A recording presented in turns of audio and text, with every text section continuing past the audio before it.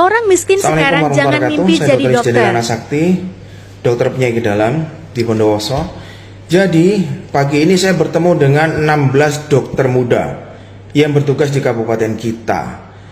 Ini tentu saja sangat menarik bagi saya ya, karena sedikit banyak saya tertarik dengan perkembangan dunia pendidikan kedokteran Indonesia.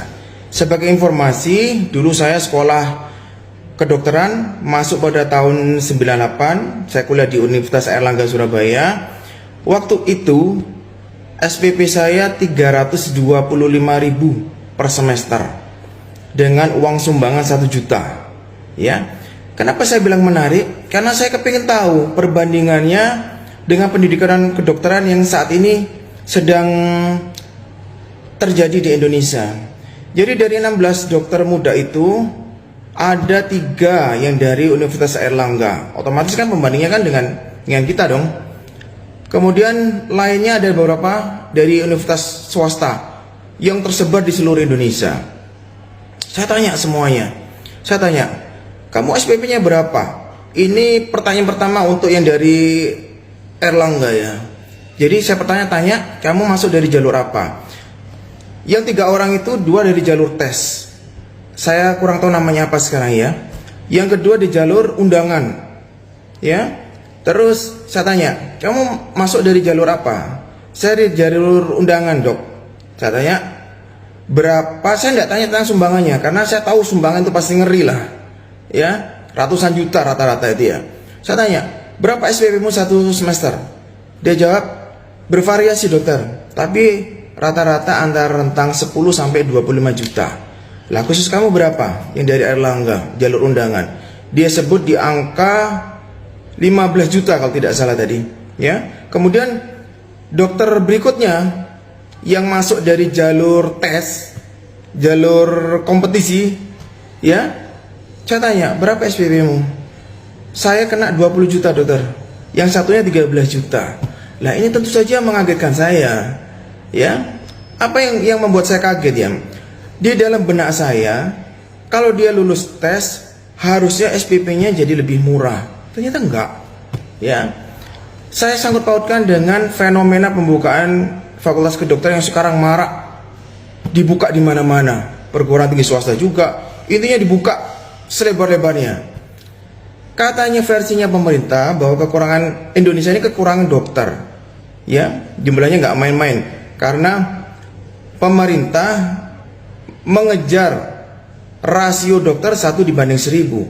Saat ini sebagai informasi ya, dokter seluruh Indonesia itu sekitar 176.000 dengan perbandingan penduduk yang mencapai sekitar 270 ribuan ya. Kalau kita bagi perbandingannya ya 1 masih banding 1.500 ya. Tapi yang menurut saya nggak masuk akal ya, nggak masuk logika ya.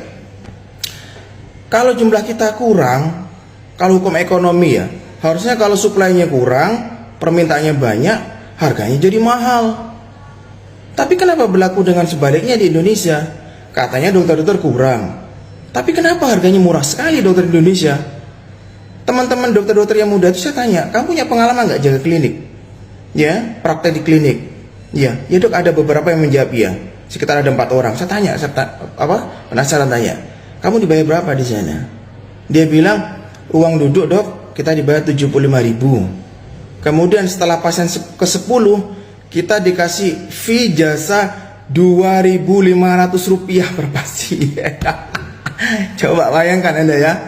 Kenapa saya ketawa? Ternyata dari 25 tahun yang lalu semenjak saya lulus dari pendidikan kedokteran, tidak banyak yang berubah dari sistem penghargaan negara kita ini terhadap dokter-dokter. Dulu saya itu ya, kalau jaga klinik ya, rentang jasa pasien itu diberikan 1.000 sampai 2.000 per pasien dengan uang duduk sekitar 50.000 kalau tidak salah waktu itu.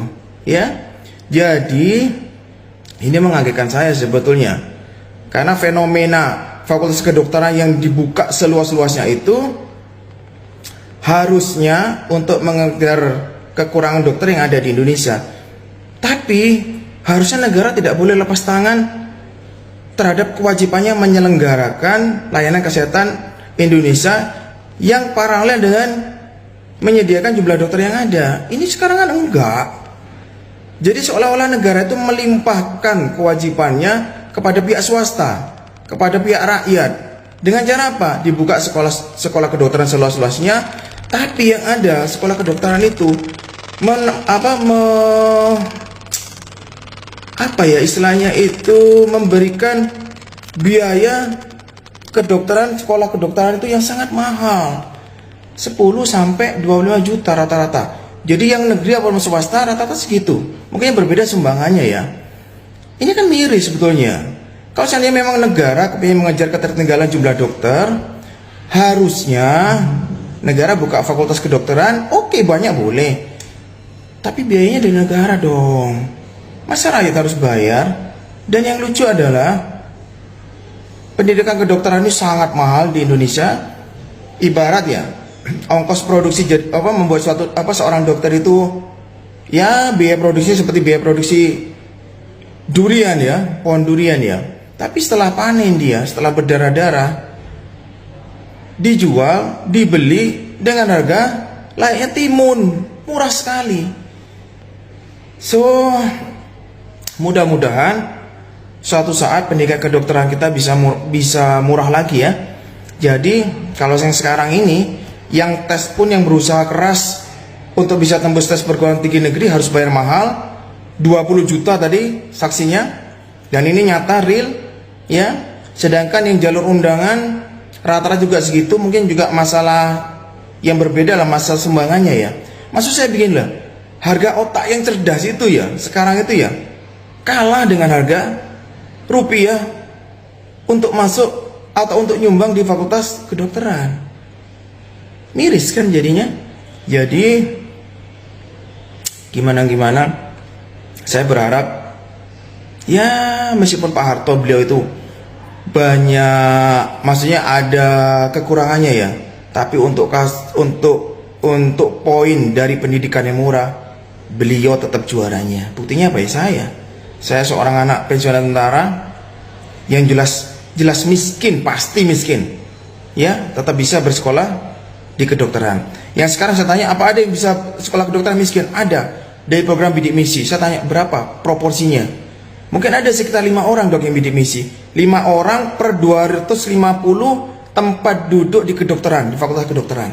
Berapa persennya? 0,02. Bayangkan ya, 0,2 ya istilahnya, bukan 0,02 ya. So piye, masih tetap enak zamanku toh, piye kabare? Itu oke. Assalamualaikum warahmatullahi wabarakatuh.